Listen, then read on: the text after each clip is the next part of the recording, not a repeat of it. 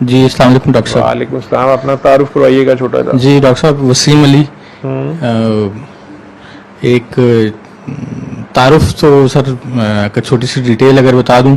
जी जी आप 12 साल पहले सर आपके पास आए थे जी। रुकैया मेडिकल कॉम्प्लेक्स में बेटी के सिलसिले में। वहाँ से आपसे ताल्लुक़ शुरू हुआ।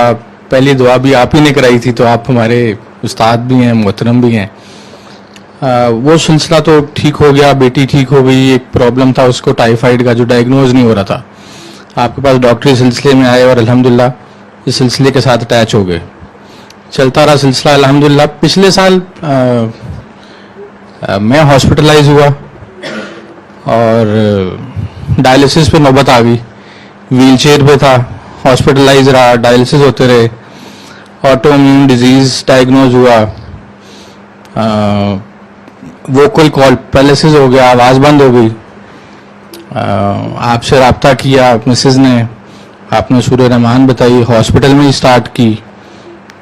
एक छोटी सी टेस्टमनी है अपनी, आप बीती है, जो खुद मैंने महसूस की कि सूरह रहमान सुनने के बाद जिस कंडीशन में मैं हॉस्पिटल था, वहाँ से डायलिसिस से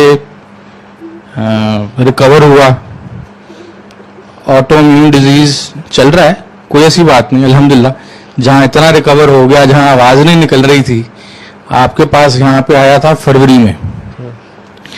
बैठा नहीं गया था, बाहर में खड़ा हो गया था। आपने खुद पूछा था कि खैरियत है। मैं बाहर सीढ़ियों में बैठ गया था, मेरे से बैठा भी नहीं जा रहा था। और आज उन दिनों बिल्कुल भी आवाज़ नहीं थी। इसी साल फरवरी की बात है। और आज अल्लाह पानी वाली दवा जिंदगी का हिस्सा बन गई है। और उसको छोड़ के अपने अंदर कुछ प्रॉब्लम्स देख के भी समझ आई कि नहीं, गलती अपने अंदर होती है। और उसको खुद महसूस भी किया और उसको खुद प्रैक्टिकली देखा। और फिर उसी दिन उसी लम्हे महसूस हो गया कि गलती मैंने ही की है। और कोई इतनी बड़ी गलती नहीं है, ये गलती अपने रवैयों में है। अपने साथ जिनके साथ ताल्लुक़ है, चाहे वो खूनी रिश्ते हैं या जिनसे ताल्लुक़ है, उन्हीं के साथ है। उन्हीं के साथ प्रॉब्लम में आई और फिर आवाज़ बंद हो गई। आवाज़ ठीक होके फिर बंद हो गई। फौरन अल्लाह से माफ़ी मांगी, अल्लाह पानी वाली दवा की, जिससे प्रॉब्लम हुआ उसके पास जाके उससे माफ़ी मांगी। और शुक्र अल्लाह का, उससे अगले दिन ठीक हो गए।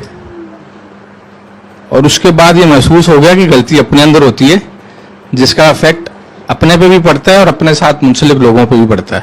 और ये हकीकत है। आपने कहा था जब समझ आए फिर बताना, और आप इस चीज़ को हकीकतन समझ गया हूँ कि हम ठीक हैं तो सब ठीक है। अगर हम ठीक नहीं है, एक भी बुत अंदर है, तो प्रॉब्लम खड़ा हो जाता है। और बुत बहुत सारे हैं। नफ्स बड़ी जालिम चीज़ है। बुत बहुत सारे हैं।